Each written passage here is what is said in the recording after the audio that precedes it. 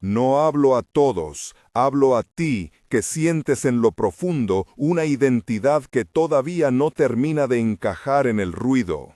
Te hablo a ti, que a pesar del cansancio, mantienes una chispa, una brújula interior que te empuja hacia una verdad más grande que las circunstancias. La Escritura dice que antes de que existieras había un propósito trazado sobre ti, Ger 1:5. No lo digo como consuelo teórico, sino como ancla para la vida cotidiana que atraviesas. Si vas a quedarte hasta el final, suscríbete, activa las notificaciones y deja un like para que esta palabra llegue a otros corazones que también necesitan ser confirmados. Quédate conmigo, quiero mostrarte las 10 señales que suelen aparecer en la vida de los escogidos, señales que confirman, orientan y fortalecen. Quédate hasta el cierre, hay una promesa de paz al final que te espera. Señal 1. Inquietud persistente. No es una alarma vacía, es una inquietud que no cesa con logros ni con distracciones. Te descubres mirando por la ventana mientras la ciudad sigue su constante clamor, y una pregunta te golpea: ¿para qué estoy hecho? Esa sensación puede ser angustiosa. El mundo ofrece recompensas que no llenan, y la noche parece más larga cuando el propósito no está claro. Ejemplo, ¿recuerdas una tarde en que, tras recibir reconocimiento en tu trabajo, sentiste un vacío inconfundible? La ovación no calmó la voz interior que te pedía algo distinto. Práctica, no huyas de la inquietud. Resérvate 30 minutos semanales para silencio, lectura de la palabra y escritura. Anota las preguntas que emergen y pide claridad. Esa brújula interior, afinada con la oración y la disciplina lectiva, suele ser la primera señal de un llamado. Señal 2. Fricciones en lo cercano. Los escogidos no siempre son celebrados en su entorno. A menudo su llamado llega con resistencia desde la casa, el trabajo o la iglesia. No lo interpretes siempre como rechazo definitivo. Muchas veces es el crisol que define el carácter. Imagínate sentado en la mesa familiar mientras una conversación cotidiana toma un giro frío. Tus convicciones son respondidas con sarcasmo, o tu nueva sensibilidad espiritual recibe preguntas afiladas. Esa tensión quema como fuego que pule el metal. Ejemplo: una joven que empezó a dar más tiempo al servicio encontró que amigos dejaron de invitarla a reuniones. Sufrió la pérdida social, pero halló profundidad en la oración y en compañerismo nuevo. Práctica. Cuando la fricción aparezca, practica la humildad firme, mantén tus límites y busca compañía espiritual que sostenga. No huyas en silencios culpables, haz comunidad con quienes edifican. Señal 3. Puertas que se cierran, puertas que se abren. La vida del llamado puede parecer una serie de puertas que se cierran con ruido seco. Lo que parecía prometedor se vuelve inaccesible. Pero en ocasiones, ese cierre redirige a una entrada que no habrías tomado por tu cuenta.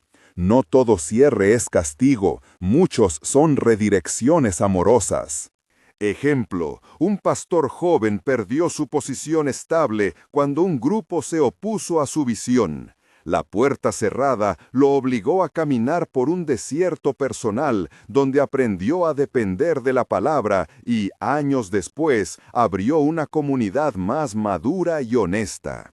Práctica. Registra los cierres sin dramatizar y pregunta: ¿qué estoy aprendiendo aquí?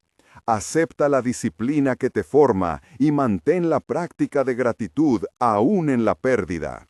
La gratitud abre ojos para reconocer nuevas puertas. Señal 4. Sensibilidad a lo espiritual.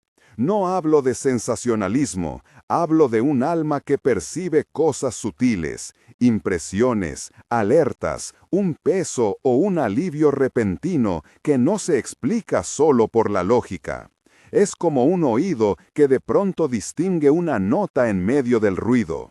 Esa sensibilidad puede presentarse como un temor a ambientes cargados, como alivio ante la presencia de la palabra, o como un don para reconocer consuelo donde otros no lo ven. Ejemplo, en un momento de oración colectiva, tú sientes una convicción clara y sabes que debes pedir perdón. No fue producto de manipulación, sino de una percepción interna que te llevó a reconciliarte y a sanar relaciones rotas. Práctica, afina esa sensibilidad con discernimiento bíblico. Busca consejo de líderes maduros y contrasta siempre las percepciones con la escritura y la comunidad. Protege tu alma con oración, ayuno ocasional y lectura constante. Señal 5. Una vida de pruebas que no destruye. No prometo alivio inmediato. Las pruebas vendrán, tempestad, pérdida, desorientación. Pero hay algo distintivo en quienes son llamados. Sobreviven con una paz que no depende de resultados. Esta paz no es ausencia de dolor, sino presencia de un refugio interior. Imagínate en medio de una tormenta literal o figurada, el viento golpeando las ventanas y dentro de ti una calma que te permite orar, pensar y actuar. Ejemplo, un hermano perdió su negocio y con ello amigos y recursos. Sin embargo, en su soledad mostró una serenidad que atrajo consuelo y dio origen a una nueva misión. Práctica. Cultiva el refugio interior mediante memoria de la fidelidad pasada. Lleva un diario de agradecimientos, repasa testimonios y mantén prácticas comunitarias que te sostengan. Aprende a pedir ayuda. La resiliencia no es aislamiento. Señal 6. Dones que aparecen en temporadas. Los dones espirituales no siempre son uniformes ni constantes, llegan por temporadas y para propósitos concretos. A veces, una palabra de sabiduría florece en un día y se seca al siguiente. Otras, una canción nace en tu boca cuando no esperas. Pesan más las temporadas que el brillo pasajero. Ejemplo. En una vigilia, una hermana empezó a profetizar con una claridad inesperada, y esa palabra trajo restauración colectiva. No se volvió espectáculo, sino servicio temporal que edificó a la iglesia. Práctica. Cuando un don se manifieste, úsalo con humildad y bajo autoridad. Registra lo que ocurre, somete tus experiencias a líderes y a la escritura, y aprende a servir sin buscar aplauso. Señal 7. Un llamado que pasa por la soledad. La soledad no es fracaso, es terreno fértil. El escogido camina etapas de aislamiento donde la brújula interior se define y donde la voz de la comunidad muchas veces no alcanza. Imagina noches largas en las que solo la lámpara y la Biblia iluminan la habitación. La ciudad duerme y tú, inquieto, oras y escribes. Es durante esas horas que se forman las convicciones que luego resistirán la prueba pública. Ejemplo, un líder que hoy guía con sabiduría pasó años sin reconocimiento, afinando carácter y convicciones en silencio. Práctica. Estructura tu soledad, horarios de retiro, lecturas dirigidas, ayunos breves y un mentor que responda a tus preguntas cuando el aislamiento pesa. No confíes en la curiosidad de la multitud, confía en la formación silenciosa. Señal 8. Amor que moldea y no solo emoción. Los elegidos muestran un amor que pone límites y que también interpela. No se trata de sentimentalismo, sino de una caridad que confronta la injusticia, que corrige con humildad y que sostiene con verdad. En lugares donde prima la indiferencia, esa forma de amor se nota. Ejemplo, en una comunidad golpeada por escándalo, una persona asumió la tarea de hablar con aquellos heridos, no para sermonear, sino para ofrecer acompañamiento práctico y pastoral. Práctica. Ejercita un amor activo. Aprende a escuchar sin interrumpir, a ofrecer ayuda concreta, visita, llamada, mensaje claro y a mantener fronteras sanas cuando el otro no cambia. Señal 9. Sentido de urgencia serena. No es ansiedad, es una urgencia reposada por la convicción de que el tiempo existe y la tarea llama. No te paraliza, te empuja a actuar con sabiduría. Se parece a un rumor de campana. Tienes prisa, pero no prisa histérica. Hay determinación sostenida. Ejemplo, alguien que organiza ministerios atiende insistentemente a los que llegan, no por fama, sino por una convicción de cuidado que exige prontitud y constancia. Práctica. Traduce esa urgencia en calendarios de servicio. Planta un proyecto pequeño hoy, cumple compromisos y no te dejes encandelar por proyectos grandes sin frutos. La urgencia serena es disciplina diaria. Señal 10. La paz sobrenatural como sello. Esta no es una tranquilidad superficial, es un sello, un signo que aparece cuando las demás señales han hecho su trabajo. Es una paz que perdura cuando pasan las tormentas, un refugio que se instala en el pecho y que confirma propósito. No es garantía de ausencia de lucha, pero sí de una comunión que protege frente al desánimo. Ejemplo, después de años de lucha, una mujer recordaba pérdidas, traiciones y noches sin respuesta, y aún así describía una calma que la sostenía ante nuevas pruebas. Su paz daba testimonio más que cualquier discurso. Práctica. Cultiva esta paz con disciplinas, lectio divina, comunidad que ora contigo, ayuno intencional y práctica de la gratitud. No busques la paz como fin en sí. Ella es sello de una vida rendida al propósito. A lo largo de estas señales hay un hilo que no cambia, el sello del llamado.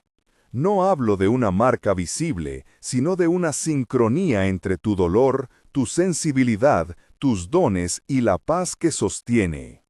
Esos símbolos, el fuego que purifica, la tempestad que forma, la brújula interior que orienta y el refugio que preserva, vuelven una y otra vez en la experiencia de quienes caminan con este llamado. Hay momentos en que te sentirás quemado, otros guiado por una luz clara.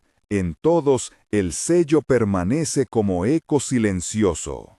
Quiero que por un momento recuerdes una escena. Estás en una calle cualquiera, el viento trae olor a lluvia y las voces se confunden. De pronto, una imagen del pasado se impone y sientes que debes tomar una decisión que cambie tu proximidad con Dios y con los demás. Esa es la convergencia de las señales, la inquietud, la prueba, la puerta cerrada, el don y la paz coinciden para empujarte hacia un paso de fe. No es un milagro aislado, es un proceso. En la práctica concreta, estas disciplinas sostienen el llamado, lectura bíblica constante, oración con intencionalidad, ayuno periódico que desenmascara lo que ocupa tu corazón, comunidad que no consiente la mediocridad y sí acompaña la honestidad, y servicio que no busca reconocimiento, sino fidelidad. Ninguna de estas prácticas es fórmula mágica, son instrumentos para entrenar una vida que responda al sello. Sé que al hablar de pruebas y pérdidas surge en ti el temor a la soledad y a la vergüenza. No prometo soluciones inmediatas, sí te ofrezco alternativas reales. Rodéate de personas honestas, confiesa cargas, busca consejo maduro, protege tu alma y haz de la palabra una liturgia diaria. Recuerda también que escuchar testimonios de otros no para comparar sufrimientos, sino para equiparte, fortalece la esperanza. La congregación, la comunidad, no son meras instituciones, son refugio y lugar de práctica. Si hoy te sientes incomprendido, busca un círculo de gente que ore contigo sin juzgar y que te rete con amor. Si no lo hallas todavía, comienza a ser tú quien teje esas redes. Ofrece tiempo, escucha, sirve con humildad. Muchas veces, los escogidos crean espacios que otros habitarán mañana. Esta palabra no termina aquí. Esto apenas comienza. Profundizaremos en cómo distinguir las señales falsas, cómo proteger la sensibilidad espiritual del orgullo y cómo liderar desde la paz que no depende de resultados. Antes de seguir, te invito a escribir en los comentarios una frase sencilla: yo soy escogido. Hazlo ahora. Afirmarlo con voz pública ayuda a que tu corazón lo reconozca en lo profundo. Ahora, entremos en lo que muchos temen: cómo distinguir las señales verdaderas de las que imitan la voz del llamado. No es una habilidad mística reservada a pocos, es una disciplina que se aprende con humildad, práctica y comunidad. Señales que imitan el llamado. La gloria personal disfrazada de fruto. Si la señal aumenta tu prestigio más que tu servicio, si buscas aplausos donde antes había silencio, presta atención. El llamado genuino corona la fidelidad, no el ego. Urgencia manipuladora. Las falsas señales suelen exigir decisiones rápidas, ocultas o sin rendición de cuentas.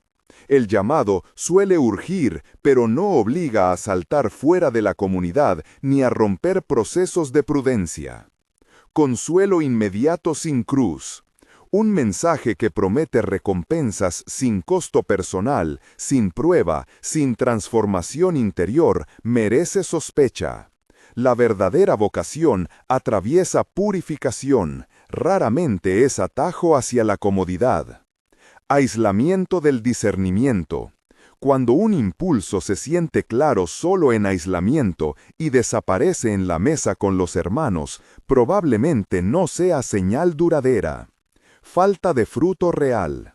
Las señales falsas pueden producir espectáculo momentáneo, pero no cambian corazones ni generan perseverancia en la obra. Observa lo que permanece. Pruebas sencillas para evaluar una señal. 1. Escritura. ¿La interpretación respeta la palabra? Si la conclusión choca con lo que la Escritura enseña sobre el carácter de Dios, la humildad, el servicio, hay un problema. 2. Comunidad. Somete la impresión al consejo de personas maduras y confiables, no para obtener permiso, sino para ver si la voz se confirma y se pule. 3. Paz perseverante. Busca más que un sentir pasajero. Fíjate si una calma, firme, no pasiva, acompaña la idea incluso cuando aparecen dificultades. 4. Fruto en el tiempo. Dale tiempo. Un año de pruebas y práctica revela intenciones del corazón mejor que una profecía entusiasta. Estas pruebas no son fórmulas mecánicas, pero ordenan tu camino y acotan la tentación. ¿Cómo proteger tu sensibilidad espiritual del orgullo? Practica la confesión frecuente.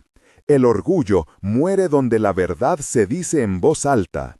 Admite tus ambiciones y permite que otros las intercedan y te corrijan. Rinde cuentas en lo pequeño. No esperes hasta la cima para establecer transparencia. Comparte decisiones menores con una persona que te ame sin complacencias. Busca corrección. Agradece y aplica la corrección honesta. Si la evitas, tu sensibilidad se endurece y comienza a confundir aprobación por señal.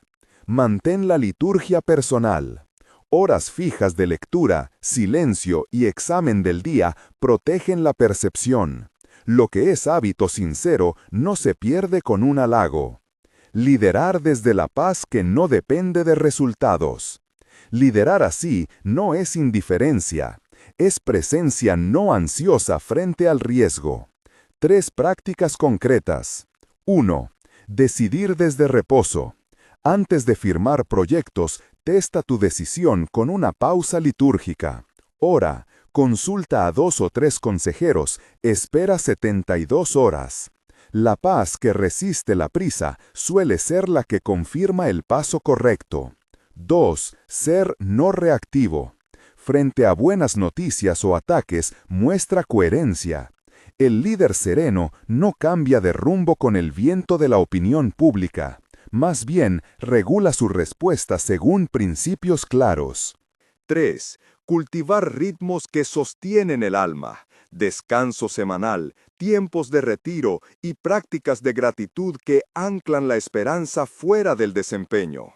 Cuando tu identidad está en aquello que Dios es, no en lo que haces, la paz se vuelve sello. Ejemplo narrado, breve. Había un pastor de pueblo que, tras años de intentos, vio poco crecimiento en su obra. Podría haber buscado soluciones rápidas, campañas sensacionales, promesas de métodos infalibles. En cambio, se impuso 2 años de disciplina, lectura constante de las Escrituras, consejo semanal con 3 ancianos, ayunos intermitentes y visitas casa por casa sin prisa. Algunos lo llamaron conservador, otros insensato. Al cabo del tiempo, la comunidad no explotó de números, pero creció en madurez. El servicio se multiplicó sin depender del carisma de uno solo. Su paz, forjada día a día, fue sello que confirmó su liderazgo. ¿Cómo guiar a otros en el discernimiento? Enseña criterios, no solo convicciones. Da a tu gente preguntas concretas para evaluar impresiones. ¿Cómo alinea esto con la Escritura? ¿Qué dice la comunidad? ¿De qué fruto hablamos? Fomenta la transparencia. Pide que los pasos importantes pasen por un pequeño consejo.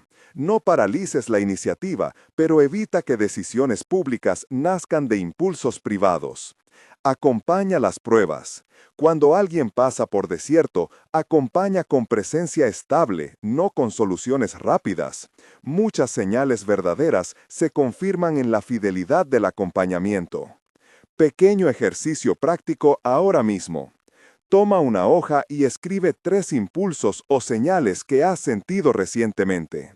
Al lado de cada uno, responde brevemente. ¿Cómo coincide con la palabra? ¿Quiénes podrían confirmar o corregir esto?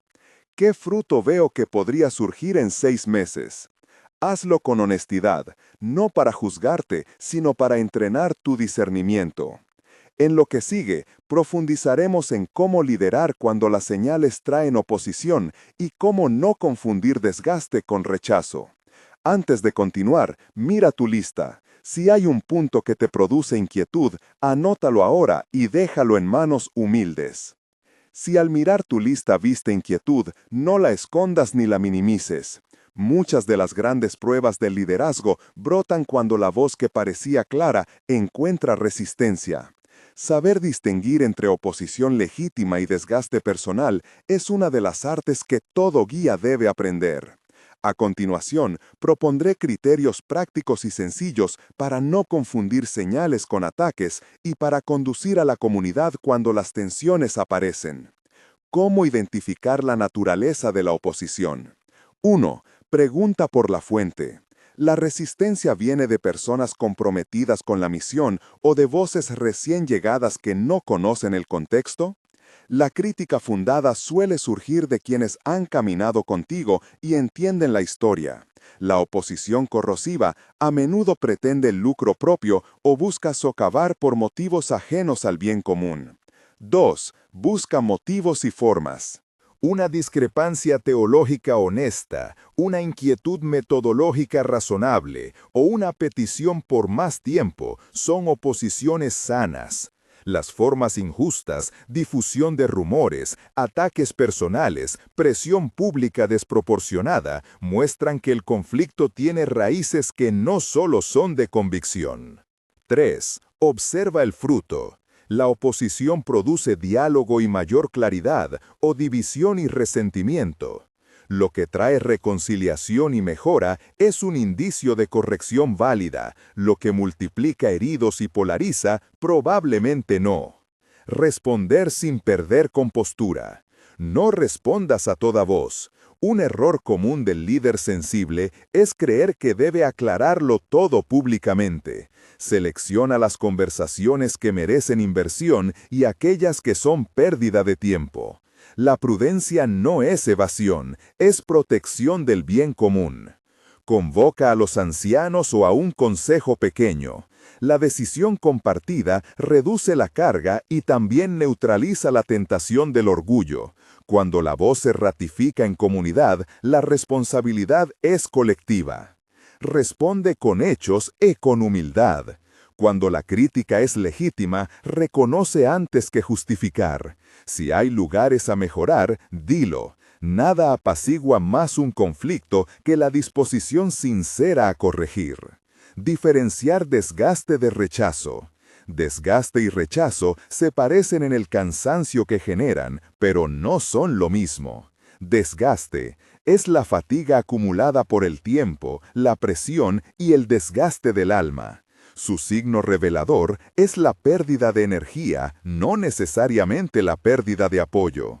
La gente puede seguir confiando en tu llamado mientras tú te sientes seco por dentro. Rechazo es la pérdida de confianza de otros. Se refleja en cambios de postura pública, en decisiones que te excluyen y en la sensación clara de que ya no eres la persona adecuada para cierta tarea. ¿Cómo actuar según cada caso? Si es desgaste, 1. Descansa con límites deliberados. No esperes a estar roto para frenar. Pide permiso para ausentarte temporalmente. Una pausa institucional reglada protege la misión. 2. Retoma prácticas formativas. Volver a las disciplinas espirituales que mencionamos, lectura, silencio, examen, renueva la sensibilidad y reorienta la visión. 3. Rinde cuentas de tu descanso.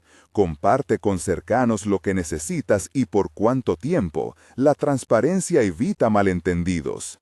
Si es rechazo, 1. No operes al margen de la comunidad. Huye de la tentación de hacerlo por tu cuenta en nombre de la llamada. Eso agrava la división. 2. Considera el paso de entrega. A veces el gesto más maduro es apartar tu liderazgo para que la comunidad siga. No es derrota, es sacrificio por el bien mayor. 3. Mantén la puerta abierta a la reconciliación. Si te retiras, hazlo con bendición y ausencia de amargura. El testimonio de la humildad puede abrir caminos inesperados. ¿Cómo acompañar a quienes sufren oposición?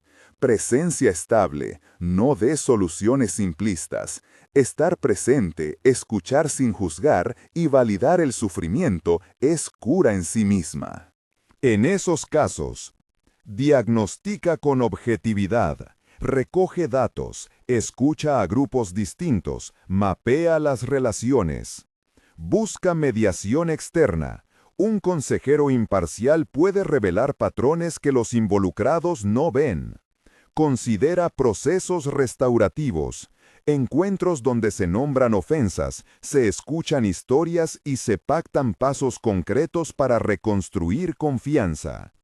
Ejercicio práctico para este momento. Si estás en medio de oposición, pausa y responde a estas preguntas por escrito. 1. ¿Cuál es el corazón de la resistencia? ¿Temor? ¿Incomprensión? ¿Heridas? ¿Interés? 2. ¿Qué de mi conducta ha alimentado esta resistencia? 3. ¿Qué pequeño paso puedo dar esta semana para reconciliar sin traicionar mi convicción? 4. ¿Con quién voy a rendir cuentas de ese paso? Responde con honestidad y fija plazos. La claridad de la acción desmonta la ansiedad. No confundir firmeza con inflexibilidad. Ser firme no es ser insensible. La fortaleza cristiana se muestra en la capacidad de sostener límites amorosos y a la vez ofrecer caminos de reparación. Muchas veces, la única forma de mantener el rumbo es aprender a decir no con compasión y sí con prudencia. Cierre de esta sección y preparación para lo que sigue. Hemos visto cómo evaluar la oposición, cuándo descansar, cuándo apartarse y cómo acompañar a quienes sufren. En el próximo bloque entraremos en una zona más delicada: cómo discernir señales cuando la tarea misma exige conversión personal del líder.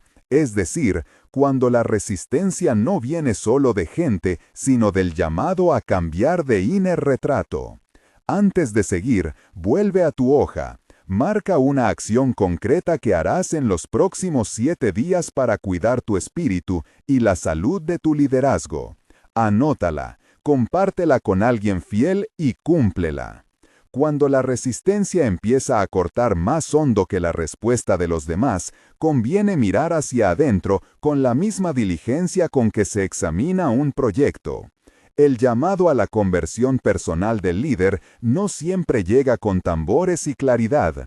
Muchas veces se presenta como acumulación de señales sutiles que reclaman una transformación del inner retrato, la imagen que un líder se hace de sí mismo, de su valor, de su misión y de los métodos que justifican su actuar. Señales de que la tarea exige conversión personal. Fatiga moral persistente. No es solo cansancio físico, es el peso de decisiones que cada vez parecen menos acordes con los principios de la comunidad. Justificaciones creativas. Explicar por qué se hacen las cosas por el bien mayor, aun cuando producen daño en personas concretas. Sensibilidad a la crítica que se convierte en ataque inmediato. La crítica ya no se escucha, se neutraliza.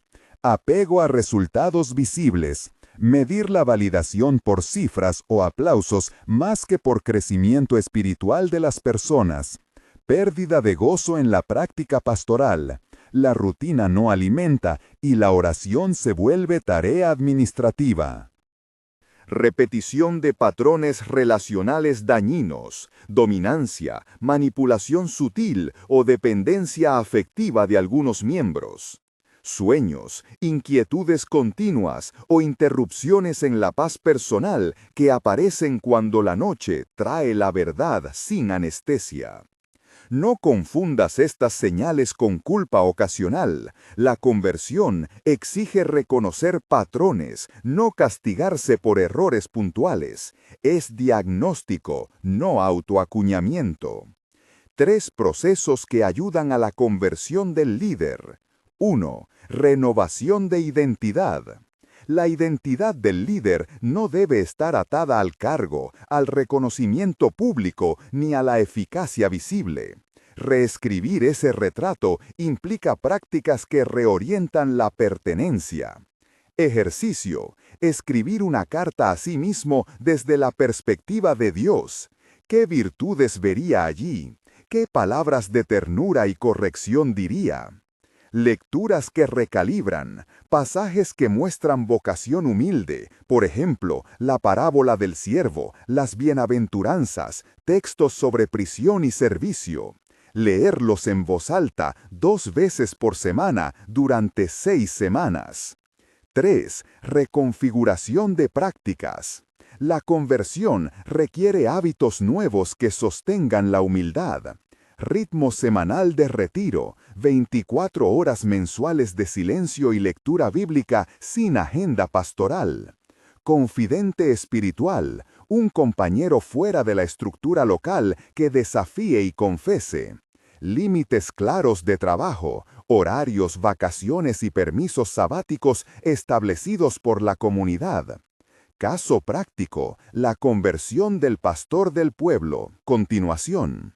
El pastor que había resistido la prisa y priorizado la pastoral diaria, aquel que convino con ancianos y dijo que se apartaría si la comunidad escogiera otro camino, comenzó a notar, después de varios meses, una nueva resistencia dentro de sí.